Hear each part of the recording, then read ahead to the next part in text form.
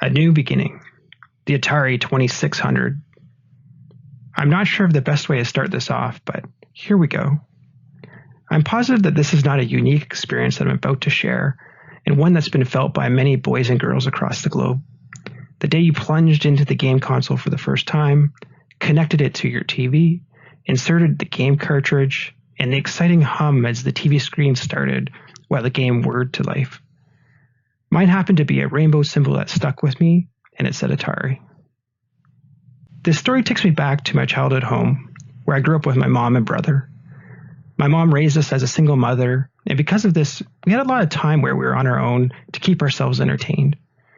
We didn't have a lot of money, so most things were secondhand, and the technology area to start was no exception to this rule. I want to be clear though, this doesn't mean we didn't love it all the same, nor do we ever feel like we ever went without. At this point in my life, I was a happy kid. I was overweight, awkward, shy, and just coming into my new nerdy lifestyle of gaming around grade 4 or 5. I can't remember if the Atari was a Christmas gift or a gift from a family member like my grandparents.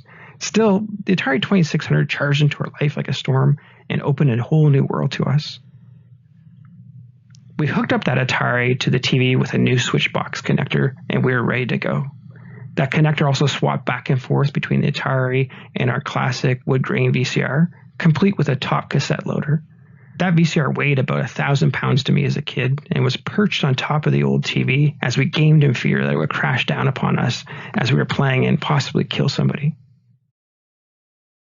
Once we started up that Atari for the first time, it was nonstop from there.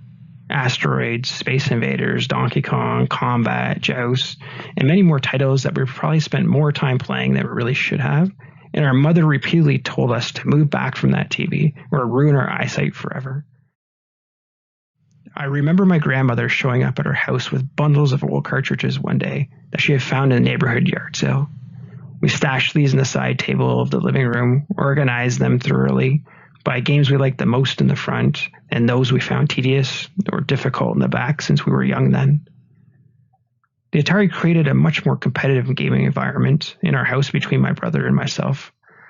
As we started to play more and more, we often played multiplayer games that drove fierce battles. My mother was often working late, and we had a neighborhood boy watch us at night. Joey introduced us to his love of combat.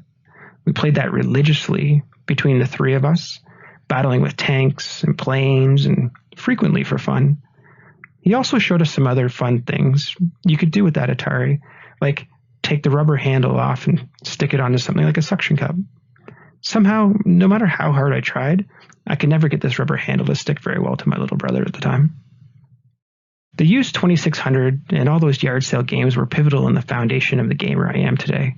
I wanted to say thank you to my family, my grandmother, my mother, who helped provide this to us when we were kids and didn't have a whole lot. It meant the world to me and still does to this day when I think back on it. Well, this is the end of my first episode or vlog or whatever we're going to call this. Thank you for listening, and please like, share, comment, and let me know what your first game console experience was. I hope to hear from you all again soon. P.S. That old top-loading VCR was excellent for something else. Launching minifigures into the air upon ejection. Shh, don't tell my mother, though. Talk to you later.